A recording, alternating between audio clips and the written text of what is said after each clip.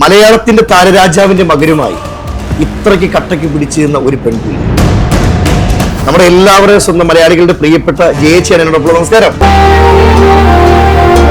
പൊന്നേച്ചി, എന്നാ പെർഫോമൻസ് ആയിരുന്നു. രാഹുൽ സദാശിവൻ ഡയറക്റ്റ് ചെയ്ത DSR എല്ലാവരും തിയേറ്ററിൽ പോയി കാണണം.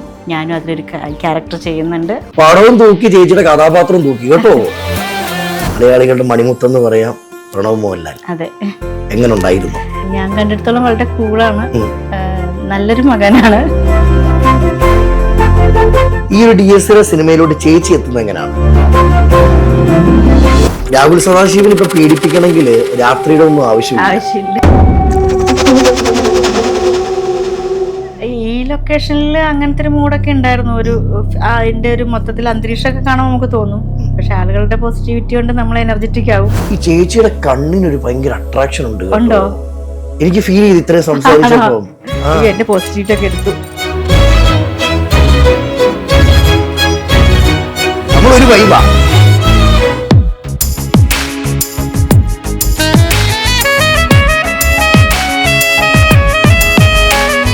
എല്ലാവർക്കും നമസ്കാരം. ഞാൻ അജിൻ വർഗീസ്. സെല്ലിലോട്ടിന്റെ മറ്റൊരു എപ്പിസോഡിലേക്ക് ഏവർക്കും സ്വാഗതം.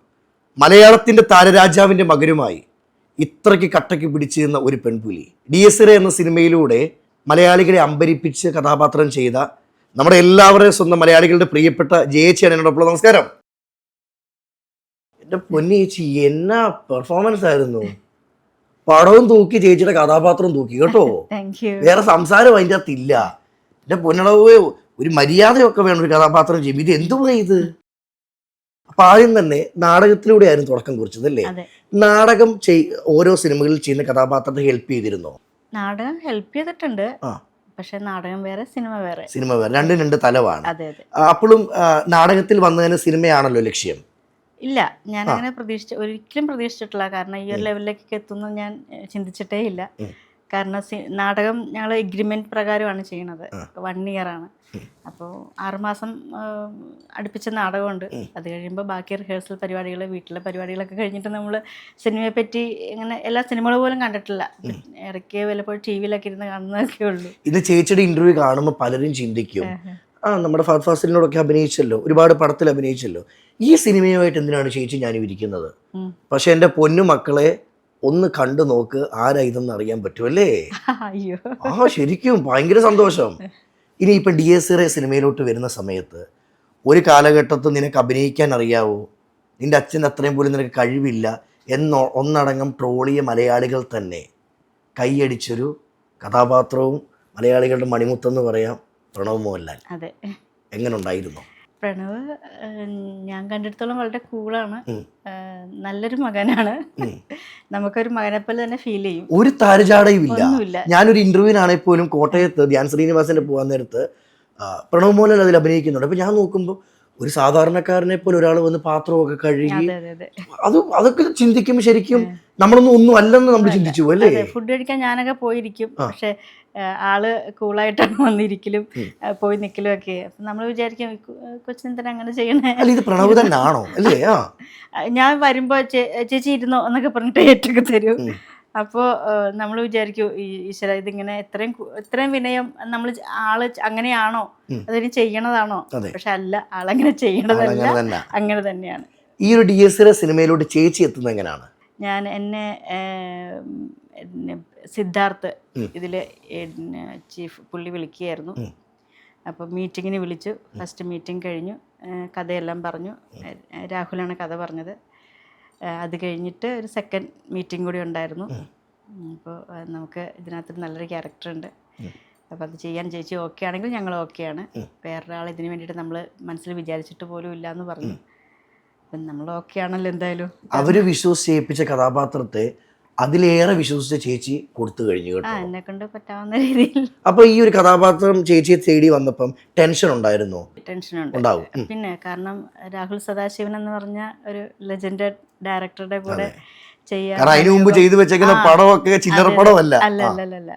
പിന്നെ രാഹുലിന് അറിയാത്തൊരു കാര്യമുണ്ട്, രാഹുൽ സദാശിവൻ ഏതാണെന്ന് എനിക്ക് അറിയില്ലായിരുന്നു സത്യം പറഞ്ഞാൽ. കാരണം നമ്മൾ ഇപ്പോൾ സിനിമകൾ ചെയ്യുന്ന പേര് കേട്ടിട്ടുണ്ട്, പക്ഷേ ഫോട്ടോ അങ്ങനെ ഗൂഗിളിലൊന്നും സെർച്ച് ചെയ്യാതെയാണ് പോയത്. ഈ മീറ്റിങ്ങിനിടയിൽ സംസാരിച്ചുകൊണ്ടിരുന്നതിൻ്റെ ഇടയ്ക്കാണ് രാഹുൽ പറയുന്നത് ഞാൻ രാഹുൽ സദാശിവനാട്ടോ. ഓക്കെ, അങ്ങനെ രാഹുൽ സദാശിവനെ മനസ്സിലാക്കുന്നു. ആ പിന്നീട് തിരക്കുമല്ലോ നമ്മള്. ആ. അങ്ങനെ തിരക്കുന്ന സമയത്ത് രാഹുൽ സദാശിവന്റെ ആ ഒരു പവർ അല്ലെങ്കിൽ ആ ഒരു ക്രിയേറ്റിവിറ്റി മനസ്സിലാക്കിയപ്പോൾ അത് നമ്മൾ നേരത്തെ ഭ്രമയുഗം ഭൂതകാലമൊക്കെ കണ്ടപ്പോൾ തന്നെ, പക്ഷെ ആളെനിക്ക് അങ്ങനെ ഡയറക്റ്റ്ലി അറിയില്ല എന്നാണ്. അപ്പോൾ രാഹുൽ ഇന്ന് പറഞ്ഞപ്പോൾ ഞാൻ പറഞ്ഞു പിന്നെ എനിക്കറിയാമെന്ന് പറഞ്ഞു. പക്ഷെ എനിക്ക് സത്യം പറഞ്ഞാൽ എനിക്ക് ഇങ്ങനെ മുഖമൊന്നും അറിയില്ലായിരുന്നു. പക്ഷെ പേര് ആയിട്ട് നമുക്ക് നല്ല കണക്റ്റഡ് ആണല്ലോ. അതെ, ഒരുപാട് ഹെൽപ്പ് ചെയ്തോ കഥാപാത്രത്തെ വിജയിപ്പിക്കാൻ?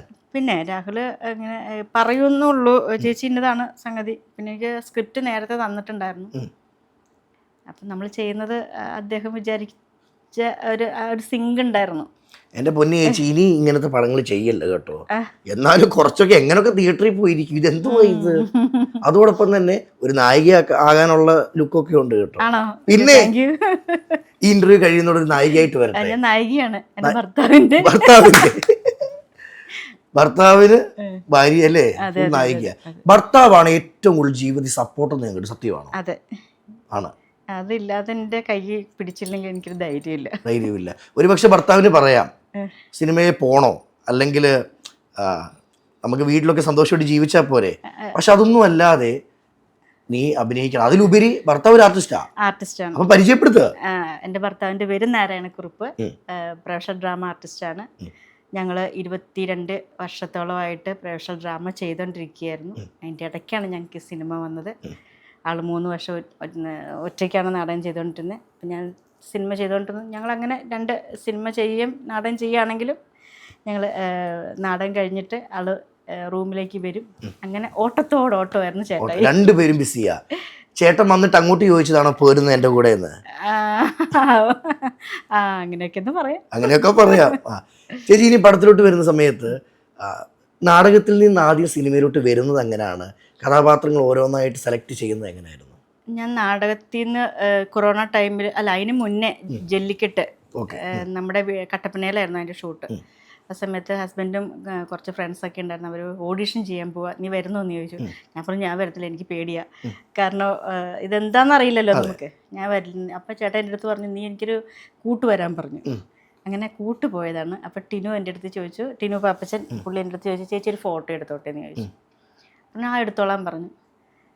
ഫോട്ടോ എടുത്തു. ഒരു മാസമൊക്കെ ആയപ്പോഴത്തേക്കും ചേച്ചി ചെറിയൊരു പരിപാടി ഉണ്ട്, ഒരു ചെറിയ ക്യാരക്ടറാണ്, വരുമോ എന്ന് ചോദിച്ചു. ഞാൻ പറഞ്ഞു വരാം. അതിപ്പോൾ എന്താണ് സിനിമ എന്താണെന്നോ ഒന്നും നമുക്കറിയില്ലല്ലോ.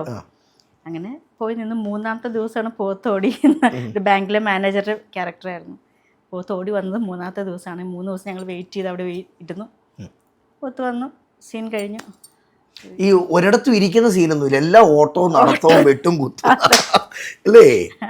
ഇങ്ങനത്തെ ക്യാരക്ടർ ചെയ്യാൻ ഒരു പവറാണോ, എനർജിയാണോ? എനിക്ക് ഇഷ്ടമാണ്. പക്ഷെ വീട്ടിൽ ഞാൻ ഭയങ്കര മടിച്ചാണ്. പക്ഷെ എനിക്ക് ഇങ്ങനെയുള്ള ക്യാരക്ടറൊക്കെ ചെയ്യാൻ ഭയങ്കര ഈ കഥാപാത്രമായിട്ടൊക്കെ ജീവിതത്തിൽ എന്തെങ്കിലും സാമ്യമുണ്ടോ? ഒരിക്കലും ഇല്ല, ഒട്ടുമില്ല. രണ്ട് തലവാ. അതാണ് പറഞ്ഞ ഞാൻ മടിച്ച. അപ്പൊ ഈ മടിച്ച് പൊക്കിക്കൊണ്ട് വരുന്ന ഭർത്താവാ എഴുന്നേക്ക് ബാപ്പുവാ. അതെ അതെ അതെ അതെ. ഞാൻ മലയം കുഞ്ഞ് കഴിഞ്ഞ സമയത്തെ ഇപ്പം എനിക്ക് 55-60 വയസ്സിൻ്റെ ക്യാരക്ടറാണല്ലോ അന്നേരം ചെയ്തത്. അപ്പം ത്രെഡ് ചെയ്യാൻ നമുക്ക് ഒരുങ്ങി നടക്കാനൊക്കെ ഇഷ്ടമാണല്ലോ. അപ്പം ത്രെഡ് ചെയ്യരുത് എന്നൊക്കെ പറഞ്ഞിട്ടാണ് അവർ വിട്ടത്. സിനിമ കഴിഞ്ഞിട്ട് ഞാൻ കുറേ നാളത്തേക്ക് ത്രെഡൊന്നും ചെയ്തില്ല. അതിൻ്റെ പുറകിലെ കൈ ചേട്ടായിയുടെ ആയിരുന്നു. സമ്മതിക്കില്ല. ഒരു പക്ഷെ സിനിമാ നടി ആയില്ലായിരുന്നെങ്കിൽ എന്തായി മാറി? ഞാൻ ആയുർവേദം എടുക്കാൻ, എൻ്റെ അച്ഛൻ്റെ അച്ഛനും വൈദ്യനാണ്. എങ്ങനെയാണ് 4 കാലിൽ വീണത്തുള്ളത്? അപ്പോൾ അങ്ങനെ ആയുർവേദം എടുക്കണം എന്നൊക്കെ പറഞ്ഞിട്ട് എന്നെ സംസ്കൃത കോളേജിൽ കൊണ്ട് ചേർത്താണ്. പക്ഷേ നമ്മുടെ ഫീൽഡ് ഇതാണെന്ന് നമ്മൾ ആ സമയത്താണ് തിരിച്ചറിയുന്നത്. ആക്ടിങ് ആണ്, ഡാൻസുമായിട്ട് ബന്ധപ്പെട്ടാണ് ആദ്യം ഞാൻ ഇതിലേക്ക് വരുന്നത്. അവിടെ നിന്നാണ് നമുക്ക് ഇതിനോടൊരു താല്പര്യം. ഡാൻസ് ചെയ്യാൻ നേരത്തെ ഇഷ്ടമായിരുന്നു, പക്ഷെ ഇതിനകത്തൊരു ഭയങ്കര ഒരു ഇഷ്ടമുണ്ടെന്ന് നമുക്ക് മനസ്സിലാക്കിയ സമയം അതായിരുന്നു. അങ്ങനെയൊക്കെ ഏകദേശം പറയാം. കാരണം എക്സാം എഴുതാണ്ട് പ്രോഗ്രാം ചെയ്യാൻ പോവാന്ന് പറയുമ്പോൾ ഞാൻ സംസ്കൃത കോളേജിൽ സെക്കൻഡ് ഇയർ ആയപ്പോൾ, ഫസ്റ്റ് ഇയർ കഴിഞ്ഞപ്പോഴത്തേക്കും എൻ്റെ അച്ഛൻ VRS എടുത്ത് കോട്ടയത്തേക്ക് പോയി. ആ സമയത്ത് എൻ്റെ അമ്മയുടെ കസിൻ ഉമാദേവി എന്ന് പറഞ്ഞ മ്യൂസിക് ടീച്ചറാണ്. ചിറ്റയുടെ ഒരു ഫ്രണ്ടിൻ്റെ ഒരു ബാലസമിതി ഉണ്ടായിരുന്നു, നളിനി ആൻറ്റി, ശ്രീചക്ര നൃത്തവിഹാർ എന്നും പറഞ്ഞിട്ട്. അപ്പോൾ ആൻറ്റിയുടെ സമിതിയിൽ ഇങ്ങനെ അങ്കിളുണ്ടായിരുന്നു. അങ്കിൾ ആ സമയത്ത് മരിച്ചുപോയി. ആ സമയത്ത് എന്നെ കണ്ടിട്ട് ആദ്യം ഒരു ഷോക്കാർഡിന് വേണ്ടിയിട്ട് ശിവനും പാർവതിയായിട്ട് നിൽക്കുന്നതിൽ പാർവതിയായിട്ട് നിൽക്കാനൊരു ഷോക്കാർഡിന് എന്നെ ഫോട്ടോയ്ക്ക് വിളിക്കുന്നത്. ഞാൻ പോയി ഫോട്ടോയ്ക്ക് എടുത്ത് പിന്നെ നാരദമോക്ഷം എന്ന് പറഞ്ഞൊരു ബാല ചെയ്തു. ആ ബാലയ്ക്ക് ഞാൻ പെർഫോമൻസും ഉണ്ടായിരുന്നു, ഡാൻസും ഉണ്ടായിരുന്നു. അതിൽ പിന്നെ ശ്രീകൃഷ്ണനായിട്ടും സൂര്യഭഗവാനായിട്ട് പിന്നെ സരസ്വതിയായിട്ടൊക്കെ വേഷം ചെയ്തിട്ടുണ്ട്. അത് രസകരമായിരുന്നു. അത് കഴിഞ്ഞിട്ട് അന്നേരമാണ് പിന്നെ ഇതിനകത്തേക്ക് ഒരു ഇൻട്രസ്റ്റ് ഉണ്ടെന്ന് നമുക്ക് തോന്നിയത്. പിന്നെ നമ്മൾ ഉണ്ണിയാർച്ച എന്ന് പറഞ്ഞിട്ടൊരു ബാല ഇതുപോലെ അത് സഡൻലി വീട്ടിലേക്ക് ഇങ്ങനെ ഒരു ആർട്ടിസ്റ്റിന് വയ്യാണ്ടായി, പെട്ടെന്നൊന്ന് വരുമോ ചെയ്തു തരുമോ, അപ്പോൾ ഈ ഇടയ്ക്ക് ഈ ഏരിയയിൽ ചെയ്യുന്ന ആൾ ഞാനേ ഉള്ളൂന്ന് അറിഞ്ഞു എന്നൊക്കെ പറഞ്ഞിട്ട് വന്നു. അപ്പം എൻ്റെ അമ്മാവൻ വഴിയാണ് വരുന്നത്. അപ്പം അമ്മയും അച്ഛനും ഒരിക്കലും സമ്മതിക്കില്ല, സപ്പോർട്ടല്ലായിരുന്നു. അല്ല അവർ പറഞ്ഞു. പിന്നെ അതൊക്കെ വെച്ച് ഇന്നത്തെ സമയമല്ലേ, എനിക്ക് 18 വയസ്സെന്നൊക്കെ പറയുമ്പോൾ ഉള്ളൊരു സമയമല്ലേ. അപ്പോൾ പറഞ്ഞു പറ്റത്തില്ല, അതന്നങ്ങനെ സംഭവിച്ചു പോയതാണ്. അപ്പം നമുക്കറിയാം ഒരു പ്രോഗ്രാം നടന്നില്ലെങ്കിൽ ഉണ്ടാകുന്ന ഭവിഷ്യത്ത് എന്താണെന്ന് നമുക്കറിയാം. പിന്നെ അപ്പോൾ എത്ര പേരുടെ കളക്ഷനിൽ ഉണ്ടാവുന്നതാണ് ഈ പ്രോഗ്രാമൊക്കെ ബുക്ക് ചെയ്യുന്നത്. അപ്പം ഞാൻ അങ്ങനെയൊക്കെ പറഞ്ഞ് മനസ്സിലാക്കാൻ നോക്കി, കൺവിൻസ് ആവൂല. അപ്പോൾ അമ്മാവനെ ചാക്കിയിട്ട് പിന്നെ ഒന്നോടെ പറയാനൊക്കെ പറഞ്ഞു. അച്ഛൻ ഏകദേശം ഒരു സമ്മതത്തിൽ ആയി. അമ്മ ഒട്ടും സമ്മതിക്കില്ല. പിന്നെ ഞാൻ അമ്മേനെയൊക്കെ ഇങ്ങനെ പറഞ്ഞ ഒരുമാതിരി അത് ഞാൻ എനിക്ക് ഓർമ്മയില്ല, കുറേ വർഷമായില്ലേ. അങ്ങനെയൊക്കെ പറഞ്ഞ് ഒരു പരുവത്തിലാക്കി. ഒരു 12 മണിക്ക് മറ്റാണ് പ്രോഗ്രാം ബാലെ. ഒരു 8:30 ആയപ്പോൾ അവിടെ ചെന്നു. ഡാൻസ് ചെയ്യാൻ പിന്നെ നമുക്ക് ഏകദേശം അറിയാം, വലിയ അറിവില്ല, എന്നാലും അങ്ങനെ റിഹേഴ്സൽ ചെയ്തു. അവരുടെ കൂട്ടത്തിൽ ആ ഒരു യാത്ര 10 പ്രോഗ്രാം ചെയ്തു കൊടുത്തു ഞാൻ അവർക്ക്. കുഞ്ഞുണ്ണൂലി, പിന്നെ അങ്ങനെ 2-3 ക്യാരക്ടറും ചെയ്തു, ഈ ഡാൻസും ചെയ്തു. അത് കഴിഞ്ഞിട്ടാണ് എനിക്ക് അക്ഷയ എന്ന് പറഞ്ഞിട്ടൊരു സമിതിയിലേക്ക് എന്നെ നാടകം ചെയ്യാൻ വേണ്ടിയിട്ട്. അതങ്ങനെ ഇനാഗ്രേഷനോട് കൂടിയിട്ട് അത് അവസാനിച്ചു. അത് കഴിഞ്ഞിട്ട് എന്നെ അറിയാൽ ചോട്ടിലെ ചെമ്പരത്തി ചേർത്തല സാഗരിക ചെയ്ത് അതിൽ ഒരു വേഷം ചെയ്തു. എത്രയോളം നാടകങ്ങൾ ചെയ്തിട്ടുണ്ട് ഈ കാലയളവിൽ? കുറേ സമിതികളുണ്ട്.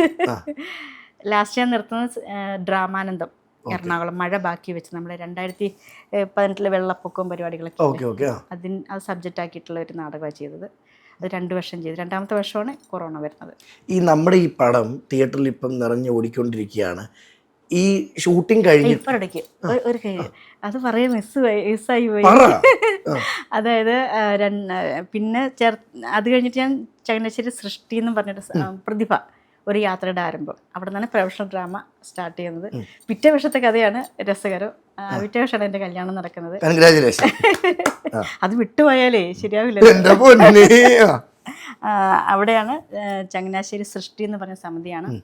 അവിടെ വെച്ചിട്ടാണ് നാരായണക്കുറുപ്പിനെ കാണുന്നത്. മൈൻഡ് ചെയ്തില്ലായിരുന്നു കേട്ടോ, കണ്ടാലും നോക്കത്തൊന്നും ഇല്ലായിരുന്നു. ലാസ്റ്റ് ടൈമിലാണ് ഒരു മാർച്ച് മാസത്തോട് കൂടിയിട്ടാണ് ഞങ്ങളുടെ ഇഷ്ടം ആവുന്നത്. അവിടെ വെച്ചിട്ട് പിന്നെ ഏപ്രിൽ മാസത്തിൽ കല്യാണം കഴിഞ്ഞു. അത് വിട്ടുപോയാലേ എങ്ങനെ വിടാതിരിക്കുമല്ലേ, അത് പറയണത്. ഒരു 26 വർഷം ആയി. ലൊക്കേഷനിലൊക്കെ വരുമോ? ലൊക്കേഷനിൽ വരില്ല, റൂമിലിരിക്കത്തേ ഉള്ളൂ. അപ്പൊ ലൊക്കേഷനിൽ വരാൻ കുറേ മടുപ്പാവൂലേ. ആൾക്കും മടുപ്പൊന്നുമില്ല, പിന്നെ വരാറില്ല അങ്ങനെ. ഓക്കെ, ലൊക്കേഷന് ചേട്ടൻ വരത്തില്ല. അപ്പോഴും തിരിച്ചു വരുമ്പം ചേച്ചി പറയുമല്ലോ സന്തോഷം കൊണ്ട്, ഞാൻ ഇന്നതൊക്കെ ചെയ്തു, ഇന്ന സീൻ ഇതായിരുന്നു ഒക്കെ പറയും. അന്നേരം അല്ല, ഞാൻ എപ്പോഴും ക്യാരവാനി വരുന്ന അപ്പം വിളിക്കും. ഓക്കെ, ഏത് പാതിരാത്രി ആണേലും വെളുപ്പാങ്കാലാണേലും എനിക്ക് എന്തെങ്കിലും ഇപ്പൊ ഗുഡ് ന്യൂസ് ആണേലും സാഡ് ന്യൂസ് ആണെങ്കിലും എന്താണെങ്കിലും ആ നിമിഷം ഞാൻ വിളിക്കും. ഒറ്റ വാക്ക് പറഞ്ഞാൽ എനിക്ക് എൻ്റെ ചേട്ടൻ ഉണ്ടടാ. അതെ, ഇപ്പൊ കൂടെ അഭിനയിക്കുന്നവരൊക്കെ ചോദിച്ചിട്ട് ഈ ചേച്ചിക്ക് ഉറക്കമില്ലെന്ന് ചോദിച്ചിട്ടുണ്ടെന്ന് പറഞ്ഞു. അപ്പം നമുക്കത് പറഞ്ഞാലേ സമാധാനമാവത്തുള്ളൂ. മകനെയും കണ്ടു, താരരാജാവിനെയും കണ്ടു, ലാലേട്ടനെ കണ്ടുള്ള എക്സ്പീരിയൻസ് എന്തായിരുന്നു? അയ്യോ, അറിയാണ്ട് കൈ കൂപ്പിപ്പോയി ഞാൻ. അത്രയ്ക്ക് നമുക്കൊരു ഭയങ്കര ഒരു തേജസ്സുള്ള ആളും, ഞാൻ കണ്ടപ്പോഴേ കൈ കൂപ്പി. എന്നെ ഒരു ചൈതന്യമല്ലേ, ആളും കൈ കൂപ്പി. പിന്നെ എന്നെ കാണുമ്പോഴൊക്കെ കൈ കൂപ്പി. കണ്ടൊരു നിമിഷം ഉണ്ടായിരുന്നു. ആള് റിഹേഴ്സൽ ടൈം ഇതുപോലെ ഇങ്ങനെ വരികയാണ്. അപ്പം ഞങ്ങളൊക്കെ സെറ്റ് ചെയ്ത് വെച്ചു. സത്യൻ സാറായിരുന്നു ഡയറക്ടർ. അപ്പോൾ ആളിങ്ങനെ ഒരു ടേണിങ് ഇങ്ങനെ ഒരു ഇത് കവർ ചെയ്തിങ്ങനെ വന്നു കഴിഞ്ഞിട്ട് പിന്നെ ഇന്ന ക്യാരക്ടർ ഇങ്ങനെ നിൽക്കുന്നവരൊക്കെ ഓരോ ക്യാരക്ടറിൻ്റെ പേര് പറഞ്ഞിട്ട് എന്നോട് നിൽക്കുന്നത് പറഞ്ഞപ്പോൾ ഞാൻ എൻ്റെ അടുത്ത് വന്നപ്പോൾ ഞാൻ അറിയാണ്ട് കൈ തൊഴുതു പോയി. അപ്പോൾ സത്യൻ സാർ ഇങ്ങനെ നോക്കി എന്താ കൈ. പക്ഷേ ലാൽ സാറും കൈകൂപ്പി. ഞാൻ ലാലേട്ടെന്ന് വിളിച്ചുകൊണ്ടിരുന്ന ആളാണ്. പക്ഷേ സാറിനെ കണ്ടപ്പോൾ പിന്നെ എനിക്ക് ലാൽ സാറിനാ വിളിക്കാൻ തോന്നി. അത്രയ്ക്ക് നമുക്കൊരു റെസ്പെക്റ്റ്, നേരത്തെ റെസ്പെക്റ്റ് ഉണ്ടായിരുന്നു, പക്ഷെ ആ നിമിഷം അങ്ങനെയാണ് എനിക്ക് തോന്നിയത്. അതിനുശേഷം അപ്പം കണ്ടില്ലേ സെറ്റിൽ വന്നിട്ട് ചോദിക്കുന്നത്, ഇത് ചേച്ചി എൻ്റെ കൈ ഉപ്പില്ലല്ലോ എന്ന് ചോദിക്കും. അത് വലിയ ഭാഗ്യമല്ലേ ചേച്ചി? പിന്നെ തീർച്ചയായിട്ടും. കാരണം അതിൽ നിവിൻ ക്യാമറ ചെയ്തിരുന്നു. അപ്പം ഞങ്ങൾ പേരിലൂരിൽ ഒരുമിച്ചുണ്ടായിരുന്നു. അപ്പം നിവിൻ ഇങ്ങനെ കൈ കൂപ്പി ഇപ്പം സാറ് ചോദിച്ചെന്ന് പറഞ്ഞു, എൻ്റെ ചേച്ചി എന്തിന്ന് കൈ കൂപ്പില്ലല്ലോ ചേച്ചിയാണല്ലോ കൈ കൂപ്പുന്നതെന്നല്ലേ എന്ന് പറഞ്ഞു. ശരിക്കും ഒന്ന് ജീവിതത്തിന് പുറകോട്ട് ചിന്തിക്കുന്ന സമയത്ത് ആഗ്രഹിച്ചിരുന്നു, സ്വപ്നങ്ങൾ ഉണ്ടായിരുന്നു. പിന്നെ ലാൽ സാറിൻ്റെയും മമ്മൂക്കേൻ്റെ ഒക്കെ കൂടെ വേഷം ചെയ്യണമെന്ന് ആഗ്രഹിക്കാത്ത ആർട്ടിസ്റ്റുകളുണ്ടാവും. അപ്പോൾ അത് എനിക്ക് സാധ്യമായി. ഇപ്പം മമ്മൂക്കേൻ്റെ ഒപ്പം ചെയ്തു, ലാൽ സാറിൻ്റെ ഒപ്പം ചെയ്തു, പ്രണവിൻ്റെ ഒപ്പം ചെയ്തു. ഈ മമ്മൂക്കയുമായിട്ട് ചെയ്തുള്ള എക്സ്പീരിയൻസ് എന്തായിരുന്നു? അത് നമ്മൾ ഭയങ്കരമായിട്ട് ഒബ്സർവ് ചെയ്യുന്നത് എനിക്കത് മനസ്സിലാക്കി തന്നു അദ്ദേഹം. അപ്പോൾ എനിക്ക് എൻ്റെ മനസ്സിൽ എന്തൊരു മരിക്കുന്നൊരു കുട്ടിയുടെ അമ്മയായിട്ടാണ് ചെയ്യുന്നത്. അപ്പോൾ ആ സീനിന് വേണ്ടി മമ്മൂക്കയായിട്ടുള്ള സീനാണെന്നൊക്കെ പറഞ്ഞു. ഓക്കെ, അതിൻ്റെ ഒരു ഭയങ്കര എക്സൈറ്റിങ്ങിൽ വരികയാണ് ഞാൻ. മേക്കപ്പ് ഒക്കെ ഇട്ടിരുന്നു രാവിലെ. അപ്പം ഞാൻ മോട്ടറിൻ്റെ ബാക്കിലായിട്ട് ഇങ്ങനെ ഇരിക്കുക. അപ്പോൾ സാറ് വന്നു, എഴുന്നേറ്റ് നിന്നു. അപ്പോൾ അത് കഴിഞ്ഞിട്ട് പിന്നെ ടേക്ക് ഓക്കെ ആയി. സാറ് കട്ട് പറഞ്ഞ് സാർ തിരിച്ചു വന്നിരുന്നു. അപ്പോഴിങ്ങനെ നോക്കി. അപ്പോൾ ഞാൻ വേഗം ഏറ്റു നിന്നു. അത് കഴിഞ്ഞിട്ട് അപ്പോഴൊക്കെ എൻ്റെ മനസ്സിൽ ടെൻഷനാണ്. ലാൽ സാറായിട്ടുള്ള കോമ്പിനേഷനാന്ന് അല്ല നമുക്കായിട്ടുള്ള കോമ്പിനേഷനാന്ന് പറഞ്ഞു. ഇതുവരെ വന്നില്ലല്ലോ, ഇല്ലേ എന്നൊക്കെ ഉണ്ടോ. അപ്പോൾ ആ ടെൻഷനാണ് അതെൻ്റെ മുഖത്ത് ഭയങ്കരമായിട്ടുണ്ട്. അപ്പം ഞാനിങ്ങനെ 2-3 ടേക്കുകൾ കഴിഞ്ഞു. സാറ് വന്നു, എന്നിട്ടൊന്നും ആവണില്ല. അപ്പം ഉണ്ണികൃഷ്ണൻ സാറിൻ്റെ അടുത്ത് ചോദിച്ചു, അമ്മയും അച്ഛനൊന്നും ഇല്ലേ ഉണ്ണി ഈ സീനിലെന്ന് ചോദിച്ചു. അതെൻ്റെ ചോദ്യമായിരുന്നു സാറ് ചോദിച്ചത്. അപ്പം ഉണ്ണികൃഷ്ണൻ സാറ് പറഞ്ഞു, അമ്മ വെളിയിലിരിക്കുക. അപ്പം എൻ്റെ അടുത്ത് സാർ തിരിച്ചു പറഞ്ഞു, നമുക്ക് ഉച്ച കഴിഞ്ഞിട്ട് ആ സീൻ എടുക്കാം കേട്ടോ, ഫുഡൊക്കെ കഴിച്ചിട്ട് എന്ന് പറഞ്ഞു. അപ്പം എനിക്ക് സമാധാനമായി, ഉണ്ടല്ലോ. അപ്പം ഞാൻ എൻ്റെ മനസ്സിലെ ക്വസ്റ്റ്യൻ നമുക്ക് ചോദിച്ച മാതിരി എനിക്ക് ഫീൽ ചെയ്തത്. നമുക്ക് സംസാരിച്ചിരുന്നോ? സംസാരിച്ചു. അത് കഴിഞ്ഞിട്ട് ഞാൻ വെറുതെ ഇരിക്കാൻ വന്നതാണ്, പുറകിലിരിക്കാൻ വന്നതാണെന്ന് അദ്ദേഹം ചോദിച്ചു. ഇങ്ങനെ തിരിഞ്ഞിട്ട് ചോദിച്ചു, പുറകിലിരിക്കാൻ വന്നതാണെന്ന് ചോദിച്ചു. അപ്പോൾ ഞാൻ ചിരിച്ചു കാണിച്ചു. അത് കഴിഞ്ഞിട്ട് ഞാൻ പോയി പരിചയപ്പെട്ടു. നല്ല എക്സ്പീരിയൻസ് ആയിരുന്നു. എന്നും ഓരോ ബന്ധങ്ങളും ഓരോ ഓർമ്മകളല്ലേ? അതെ അതെ അതെ, ഓരോ പാഠങ്ങളും ഓരോ ഓർമ്മകളും. ഈ പാഠങ്ങളാണോ ജീവിതത്തിലെ ഏറ്റവും വലിയ അനുഭവം? പാഠങ്ങളല്ലേ? അതെ, ഒരുപാട് അനുഭവങ്ങളുണ്ട്. കുറച്ചുണ്ട്. അനുഭവങ്ങൾ വേണോ ഇല്ലേ ജീവിക്കാൻ? പിന്നെ പ്രേരണ തരുന്നതല്ലേ. അതെ. ഇനിയിപ്പോൾ നമ്മൾ പടത്തിലോട്ട് വരുന്ന സമയത്ത് നമ്മൾ ഓക്കെ ലൊക്കേഷനിൽ സീൻ ചെയ്യുന്നു, അഭിനയിക്കുന്നു. തിയേറ്ററിൽ വന്ന് കണ്ടപ്പോൾ ഒരു എക്സ്പീരിയൻസ് എന്തായിരുന്നു പേഴ്സണലി ചേച്ചിക്ക് തോന്നിയത്? നമ്മൾ ഇത്രയും പ്രതീക്ഷിക്കണില്ലല്ലോ. അപ്പോൾ അത് വന്ന് കാണുമ്പം ഭയങ്കര എക്സൈറ്റഡ് ഒക്കെ ആയിട്ടിരിക്കും. പക്ഷെ എൻ്റെ സീൻ വരുമ്പോൾ എനിക്ക് ഇത്രയും അയ്യോ കുറച്ചുകൂടെ ചെയ്യായിരുന്നു, ഡയലോഗ് പ്രസന്റേഷൻ ഒക്കെ. അത് ഏത് സിനിമയും ഏതിപ്പോൾ സിനിമയാണെങ്കിലും നാടകമാണെങ്കിലും എനിക്ക് അങ്ങനെ തന്നെ ഫീൽ ചെയ്യാറുണ്ട്. കുറച്ചുകൂടെ ചെയ്യായിരുന്നു, അല്ലെങ്കിൽ അവിടെ അത്രയും വേണ്ടിയിരുന്നില്ല. അതൊക്കെ പറഞ്ഞിരുന്ന ഒരാൾ ചേട്ടായും കൂടിയാണ്. അത് വലിയൊരു കാര്യം. അതായത് അത് കണ്ടിട്ട് അഹങ്കരിക്കുന്നില്ല. ഇല്ല, എനിക്ക് അതാണ് കുറവ്. അഹങ്കരിക്കണം എന്ന് പറയുന്നത് അഹങ്കാരം എനിക്ക് ഇതുവരെ അങ്ങനെ തോന്നിയിട്ടില്ല. സത്യം കേട്ടോ, എനിക്കും. കാരണം ഇന്ന് ചേച്ചി കത്തി നിൽക്കുക. ഇന്ന് വന്നപ്പം തന്നെ ആണേലും എങ്ങനെയുണ്ട്, ഞാൻ സുന്ദരിയാണോ? അത് നമ്മുടെ വീട്ടിലൊരു അമ്മ, നമ്മുടെ വീട്ടിലെ ഒരു ചേച്ചിയെ പോലെ തന്നെ കേട്ടോ. മുന്നോട്ടും ഇങ്ങനെ തന്നെ പോട്ടെ ചേച്ചി. എനിക്ക് അങ്ങനെ ഒരു വൈബ് എവിടെ ചെന്നാലും കിട്ടാറുണ്ട്. ഒരാളേലും കിട്ടും. നമ്മളൊരു വൈബാ. അപ്പൊ നല്ലൊരു എക്സ്പീരിയൻസ് ആയിരുന്നു ആ മ്യൂസിക്കും എല്ലാം കൂടെ വന്നത്. അതെ അതെ, ഭയങ്കര ത്രില്ലിംഗ് ആയിരുന്നു. ഭയങ്കര. ഇത്രയൊക്കെ പ്രതീക്ഷിച്ചിരുന്നോ? ഇത്രയും പ്രതീക്ഷിച്ചില്ല. കാരണം എനിക്കിത് നമ്മൾ എക്സ്പീരിയൻസ് ചെയ്തിട്ടില്ലല്ലോ.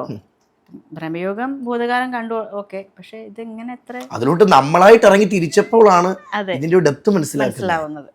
ഇനിയിപ്പോ നമ്മുടെ എല്ലാവരും പ്രിയപ്പെട്ട ഫഹദ് ഫാസിൽ എന്താണ് പറയാനുള്ളത്? ഫഹദ് ഭയങ്കര കയറ്റാൻ കാമായിട്ടുള്ളൊരു വ്യക്തിയാണ് ഞാൻ കണ്ടെടുത്തോളം. എന്നാൽ സംസാരിക്കും അത്യാവശ്യം മാത്രം. എൻ്റെ അടുത്ത് ചോദിച്ചൊരു ഭാഷ, ആദ്യം ഞങ്ങൾ ഫോട്ടോഷൂട്ടിന് കാണുമ്പം നടന്നങ്ങ് പോയിട്ട് തിരിച്ചിങ്ങ് വന്നിട്ട് അമ്മയാണല്ലേ എന്ന് ചോദിച്ചു. ഞാൻ പറഞ്ഞു എന്ന് പറഞ്ഞു. ഞാനിരുന്നു. അത് കഴിഞ്ഞിട്ട് നമുക്ക് കാണാട്ടോ എന്ന് പറഞ്ഞിട്ട് പോയി. പിന്നെ ഷൂട്ടിൻ്റെ ടൈമിൽ വന്നിട്ട് ചേച്ചിയുടെ വീട് എവിടെയാണെന്ന് ചോദിച്ചു. ഇടിക്കുക. ഞാൻ പറഞ്ഞു ഇടിക്കുക അവിടെയാണല്ലേ, അത്രയൊക്കെ സംസാരിച്ചുള്ളൂ. പിന്നെ സീനുകൾ വരുമ്പോഴത്തേക്കും ചിലപ്പം സീനൊക്കെ ചേച്ചി നന്നായിരുന്നു എന്നൊക്കെ പറയും. പിന്നെ ജസ്റ്റ് വരുമ്പോൾ ചിരിച്ച് കാണിക്കും. പിന്നെ അത്രയൊക്കെ ഉള്ളൂ. ഈ ഓരോ സെറ്റുകളിൽ പോകുമ്പോഴും ഓരോ ക്യാരക്ടർ ചെയ്യുമ്പോഴും ഓരോരോ അനുഭവങ്ങളാണല്ലോ.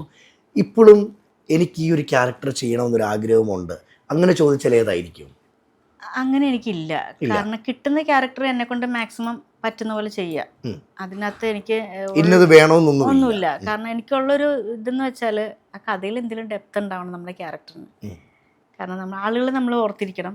അതാ ഞാൻ പറഞ്ഞത്, ചേച്ചി ഇതുവരെ മലയാള സിനിമയിൽ ചെയ്ത സിനിമകളിലെ ഓരോ കഥാപാത്രം എടുത്ത് നോക്കുമ്പം അതിലെല്ലാം ചേച്ചിയുടെ സിഗ്നേച്ചർ ഉണ്ട്. അത് ആ ക്യാരക്ടറിന്റെ ഡെപ്തും കൂടെ ആയിരിക്കാം അല്ലേ? അതെ അതെ അതെ അതെ. മിക്സിങ് ആണല്ലോ. നമ്മളൊരു ക്യാരക്ടർ തരുമ്പോൾ നമുക്ക് എത്രമാത്രം ചെയ്യാൻ പറ്റും നമ്മളതിൽ വർക്കൗട്ട് ചെയ്യുമല്ലോ. അപ്പോൾ അതും കൂടെ ആകുമ്പോഴത്തേക്കും പിന്നെ ഡയറക്ടറുടെ ഇൻവോൾവിങ് ആകുമ്പോൾ എല്ലാം കൂടെ ആകുമ്പോഴത്തേക്കും ഓക്കെ ആവുന്നതായിരിക്കാം. ഞാൻ അങ്ങനെയാണ് കൂടുതൽ ഇതിനെ കാണുന്നത്. കാരണം ഇന്നത് വേണം എന്നാഗ്രഹിച്ച് അതിനെ സെലക്ട് ചെയ്യാനുള്ള ടൈം ഈ പറഞ്ഞ മാതിരി എനിക്കില്ലാന്ന് തോന്നുന്നു.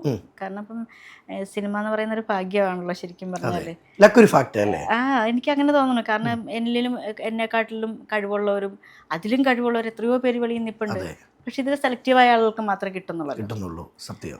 അത് പറയുന്ന നമുക്ക് ഇപ്പം ഞാൻ അങ്ങനെ കാണുന്നു കേട്ടോ. ഈശ്വരൻ നമ്മൾ അനുഗ്രഹിക്കുന്നത് കൊണ്ടായിരിക്കാം. അനുഗ്രഹം ജീവിതത്തിൽ എന്നും ഉണ്ടാവട്ടെ. അതെ അതെ അതെ അതെ.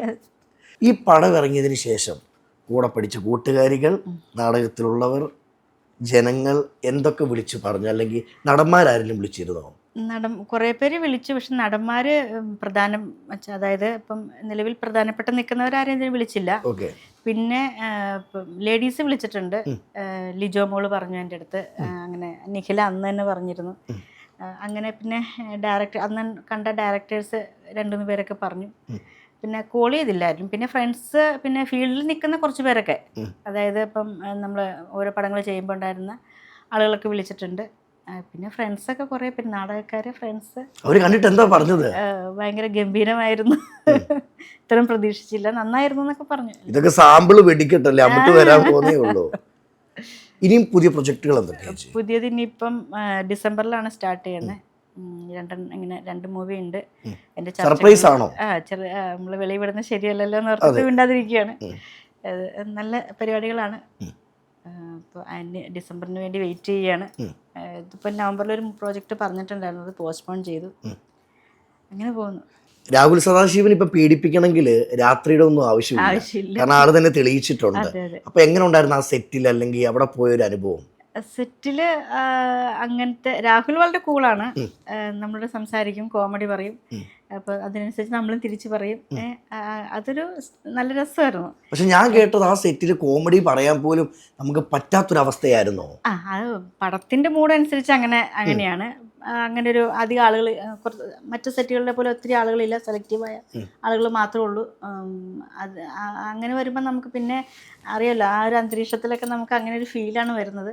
പക്ഷെ എല്ലാവരും നല്ല രസമായിരുന്നു. തമാശകളൊക്കെ പറഞ്ഞിട്ട്, വലിയ തമാശകളല്ല, നോർമലി പറഞ്ഞു. രാഹുലായിരുന്നു ഏറ്റവും കൂടുതൽ എനിക്ക് തോന്നുന്നു അതിനകത്ത്. രാഹുൽ സദാശിവനെ കണ്ടൊരു മാജിക് എന്തായിരിക്കും? ഈ സിംപിൾസിറ്റി തന്നെ. ആള് സിമ്പിളായിട്ടിരിക്കുക, നമ്മളും ആ മൂഡിലേക്ക് വരിക. എത്ര വലിയ ഭയങ്കരമായിട്ട് ഹെവി ലോഡ് ഉള്ള പരിപാടികൾ ചെയ്യാനിരിക്കുന്നവരും കൂളായി പോകുന്നൊരവസ്ഥയിലേക്ക് വരുമെന്ന് എനിക്ക് തോന്നുന്നു രാഹുലിന്റെ ട്രീറ്റ്. അതൊക്കെ കാണുമ്പോൾ നമ്മൾ തന്നെ ചിന്തിക്കും, ചെറിയൊരു കാര്യത്തിൽ നമ്മൾ അടിക്കുന്ന ടെൻഷൻ അല്ലേ അവര് ഹാൻഡിൽ ചെയ്യുന്ന രീതി, അത് അത്ഭുതമല്ലേ. കഴിഞ്ഞു പോണ അറിയില്ല സീനുകൾ അന്നേരം. ഓക്കെ, നമ്മളിപ്പം ഈ അടുത്ത സീൻ വരുന്ന ഡയലോഗ് പറയണല്ലോ, അങ്ങനെയൊക്കെ ടെൻഷൻ അടിച്ചിരിക്കുന്ന സമയത്ത് അതിനെന്തായിരിക്കും ഫീൽ കൊടുക്കേണ്ടത് എന്നൊക്കെ വിചാരിച്ചിരിക്കുന്ന സമയത്ത് പുള്ളി വളരെ കൂളായിട്ട് ഇങ്ങനെയൊക്കെ ഇരുന്ന് കാണുമ്പോഴേ നമ്മൾ വിചാരിക്കും, അയ്യോ ഇങ്ങനെ ഇരിക്കുന്ന എന്താ അടുത്തെന്താ പ്രതികരണം. പക്ഷെ ആ സീൻ ആക്ഷൻ പറയുന്നു, കട്ട് പറയുന്നു, ആ സാധനം കഴിഞ്ഞു പോകുന്നു. അങ്ങനെ വളരെ കൂളായിരുന്നു. അപ്പം നമുക്ക് ഭയങ്കര ഒരു സമാധാനം, വളരെ ഇങ്ങനെ ഇരിക്കുന്നത്, അങ്ങനെ ഒരു ആംബിയൻസ് ആയിരുന്നു അവിടെ. ജയചേച്ചി കിട്ടിയ ഏറ്റവും വലിയ ഭാഗ്യം എന്ന് പറയുന്നത് പ്രണവ് മോഹൻലാൽ ഇങ്ങോട്ട് വന്ന് മിണ്ടി. വേറെ ഏത് നായികക്ക് കിട്ടും, അല്ലെ ഏത് ആർട്ടിസ്റ്റിന് കിട്ടും ഇങ്ങനെ?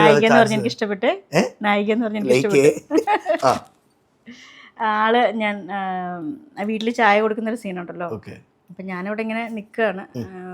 പുള്ളി എന്നെ ഇങ്ങനെ നോക്കി. അപ്പം ഞാൻ അധികം നോക്കിയില്ല, കാരണം ഇവര് സീൻ ചെയ്യാനുള്ള ടെൻഷനിലൊക്കെ ആയിരിക്കുമല്ലോ. ഞാൻ മിണ്ടിയില്ല, അവിടെ ഇരിക്കുന്ന ഞാൻ കണ്ടായിരുന്നു.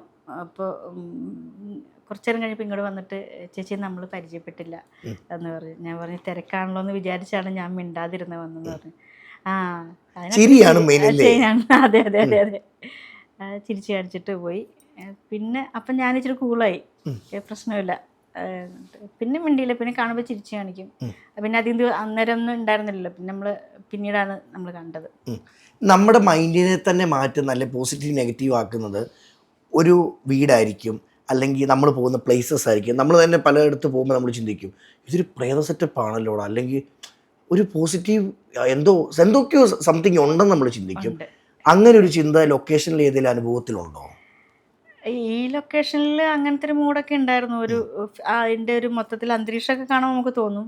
പക്ഷെ ആളുകളുടെ പോസിറ്റിവിറ്റി കൊണ്ട് നമ്മൾ എനർജറ്റിക് ആവും. അതെ. എനിക്ക് ഉള്ളൊഴുക്കിൽ അങ്ങനെ ഒരു ഫീൽ ഉണ്ടായിരുന്നു. ഉള്ളൊഴുക്ക് ആ വീട്ടിലേക്ക് കയറുമ്പോൾ തന്നെ നമുക്കൊരു അങ്ങനെ ഒരു നെഗറ്റിവിറ്റി ഫീൽ ചെയ്യണ പോലെ തോന്നുമായിരുന്നു. അത് ക്യാരക്ടറിനെ ഹെൽപ്പ് ചെയ്തു അഭിനയിക്കാൻ? തീർച്ചയായിട്ടും ചെയ്തിട്ടുണ്ട്. നമ്മൾ പ്രത്യേകിച്ച് അങ്ങനത്തെ ഒരു സിറ്റുവേഷൻ ആണല്ലോ, കുറേ ദിവസങ്ങൾ ബോഡി ഇരിക്കുക. അതിപ്പോൾ ക്രിസ്റ്റോൻ്റെ തറവാട് വീടാണ് അത്. അപ്പോൾ അവിടെ അങ്ങനെ ക്രിസ്റ്റോൻ്റെ വല്യച്ഛനെ മറ്റേ അങ്ങനെ ഒരു അമ്മയുടെ അച്ഛനെയോ അങ്ങനെ എന്തൊരു സംഭവം ഉണ്ടായിട്ടുണ്ടെന്ന് പറയുന്നു. അപ്പോൾ അങ്ങനെയൊക്കെ ഫീൽ ചെയ്യുമായിരുന്നു. ഒരു വല്ലാത്തൊരു ഇത്. പിന്നെ പടത്തിൻ്റെ കൂടെ ആണെന്ന് എനിക്കറിയില്ല കേട്ടോ. അത് നല്ലൊരു ഇതുപോലത്തെ ഒരു ഇതായിരുന്നു. ഈ ചേച്ചിയുടെ കണ്ണിനൊരു ഭയങ്കര അട്രാക്ഷൻ ഉണ്ട് കേട്ടോ. എനിക്ക് ഫീൽ ചെയ്ത് ഇത്രയും സംസാരിച്ചപ്പോൾ. എന്റെ പോസിറ്റിവിറ്റി ഒക്കെ എടുത്തു. പോട്ടെ. അല്ല, ആരെങ്കിലും പറഞ്ഞിട്ടുണ്ടോ? അത് ചേട്ടായി പറഞ്ഞിട്ട് കണ്ണ് പിന്നെ ഈ പല്ല് കണ്ടിട്ട് തന്നെ ഞാൻ ഇത് എടുത്തു കളയാൻ പറയും എപ്പോഴും. പറയില്ല, ഈ പല്ല് കണ്ടിട്ട് തന്നെയാണ് ഇഷ്ടപ്പെട്ടത്, നമ്മൾ അടങ്ങിയിരിക്കൂല, അന്നേരം എടുക്കാൻ പറയില്ലല്ലോ. അപ്പം എൻ്റെ വീട്ടിൽ നേരത്തെ ഞാൻ പറയായിരുന്നു, പിള്ളേരൊക്കെ കളിയാക്കൊക്കെ ചെയ്യുമ്പോൾ ഇത് എടുത്ത് കളയണം, എനിക്ക് നാണക്കേട് ഇടംപല്ലുണ്ടെന്നും പറഞ്ഞിട്ട്. അപ്പോൾ കെട്ടനെ ചെറുക്കൻ്റെ ഇഷ്ടമാണെങ്കിൽ എടുത്ത് കളഞ്ഞോ എന്ന് പറഞ്ഞു. പക്ഷെ അവിടെ വന്നപ്പം ചേട്ടായിക്ക് ഇത് കണ്ടിട്ടാണ് ഇഷ്ടപ്പെട്ടതെന്ന് പറയണേ. അപ്പൊ പെങ്ങന്മാരുടെ മക്കളൊക്കെ പറഞ്ഞിട്ട് അമ്മ ഇത് എടുക്കരുത്, അന്നാ പല്ല് കളഞ്ഞിരുന്നേലോ, പിന്നെ ഈ ചേട്ടനെ കിട്ടുമോ?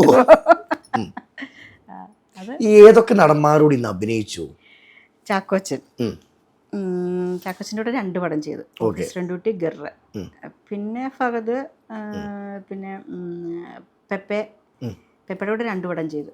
ജല്ലിക്കെട്ട്, പിന്നെ കൊണ്ടല്, രാജ്ബി ഷെട്ടി, അവർ 2 അമ്മയായിരുന്നു അതിനകത്ത് ഞാൻ. പിന്നെ ബിനു പപ്പു, പിന്നെ ആരുടെ, പിന്നെ നിഖിലയുടെ അമ്മായി, ഈ പിന്നെ അങ്ങനെ കുറച്ച്, പിന്നെ ആതിര, പാൽത്തു ജാൻവറിലെ ആതിരയുടെ അമ്മയായിട്ട് മമ്മൂക്കൻ്റെ ഒപ്പം ചെയ്തു, ലാൽ സാറിൻ്റെ ഒപ്പം ചെയ്തു, പ്രണവിൻ്റെ ഒപ്പം ചെയ്തു. അത് എൻ്റെ അടുത്ത് ഒരു ഫ്രണ്ട് എന്ന് പറഞ്ഞാൽ കാസ്റ്റിംഗ് ചെയ്യുന്ന ഒരു ആളാണ്, നമ്മുടെ മെറിൻ എന്ന് പറഞ്ഞിട്ട്, മെർലിൻ. അപ്പോൾ ആളെന്നൊരു പടത്തിന് വേണ്ടി കാസ്റ്റ് ചെയ്തു ആദ്യം. അപ്പോൾ അത് വർക്കായില്ല. അപ്പോൾ പുള്ളിക്കാരത്തി എൻ്റെ അടുത്ത് വിളിച്ചു. അപ്പോൾ നമുക്ക് ഫസ്റ്റൊക്കെ 1-2 പടം ചെയ്ത് കഴിഞ്ഞാൽ നമ്മൾ പിന്നെ വിളിക്കുമല്ലോ കാസ്റ്റിങ്ങിൽ. നമ്മുടെ ഇതൊക്കെ ഫോട്ടോ ഒക്കെ ചോദിച്ചു കഴിയുമ്പോൾ നമ്മൾ ഓബിയസ്ലി വിളിച്ചു പോവരെ. അപ്പോൾ വിളിച്ചപ്പോഴത്തേക്കും പറഞ്ഞു, ചേച്ചി അത് വർക്കായില്ലേ ചേച്ചി. ഞാൻ പറയുക, ചേച്ചി ഇപ്പം നിൽക്കുന്ന നായക നടന്മാരുടെ മുൻനിരയിൽ നിൽക്കുന്ന നായക നടന്മാരുടെ എല്ലാവരുടെയും അമ്മയായിട്ട് അഭിനയിച്ചിരിക്കുമെന്ന് പറഞ്ഞു. പൊന്നായി. ഏകദേശം നമ്മൾ ഇപ്പോൾ ഒരുമാതിരിപ്പെട്ട, എനിക്ക് ആസിഫിൻ്റെ ഒക്കെ ആണ് കൂടെ ചെയ്യാൻ പറ്റിയിട്ടില്ല. അതൊരു ആഗ്രഹം. 2026 അത് സാധിക്കട്ടെ. ഈ വാക്ക് ഓർത്തണം. അപ്പോൾ അടുത്ത ഇന്റർവ്യൂ പറയണം, അജിൻ ഇതുപോലെ അജിന് നാക്കും പൊന്നാവട്ടെ. അതെ. അതെല്ലാം സാധിക്കട്ടെ. നമ്മുടെ ഈ പടം ഇനിയും കാണാത്തവരെ കാണണം എന്നൊരു ചോദ്യം ചോദിച്ചാൽ ജനങ്ങളോട് എന്തായിരിക്കും പറയാനുള്ളത്? എല്ലാവരും കാണണം, തിയേറ്ററിൽ പോയി എക്സ്പീരിയൻസ്. പേര് പറഞ്ഞു തന്നെ പറഞ്ഞോ. DS ഇറെ, നമ്മുടെ രാഹുൽ സദാശിവൻ ഡയറക്റ്റ് ചെയ്ത DS ഇറെ എല്ലാവരും തിയേറ്ററിൽ പോയി കാണണം. ഞാനും അതിലൊരു ക്യാരക്ടർ ചെയ്യുന്നുണ്ട്, ഒരു കുഞ്ഞ് ക്യാരക്ടർ ചെയ്യുന്നുണ്ട്. മസ്റ്റ് വാച്ചിങ് ആണ്, കാണണം. അപ്പോൾ എന്തായാലും കാണട്ടെ. ഒത്തിരി സന്തോഷം. അപ്പോൾ ഇനി നമ്മൾ ഇരിക്കും തീർച്ചയായിട്ടും. അപ്പോൾ മുന്നോട്ടുള്ള ജീവിതത്തിൽ എല്ലാവിധ ആശംസകളും നേർന്നുകൊണ്ട് താങ്ക് യു. എല്ലാവിധ ആശംസകളും ഞാൻ അജിനും നേരുന്നു, ടീമിനും നേരുന്നു.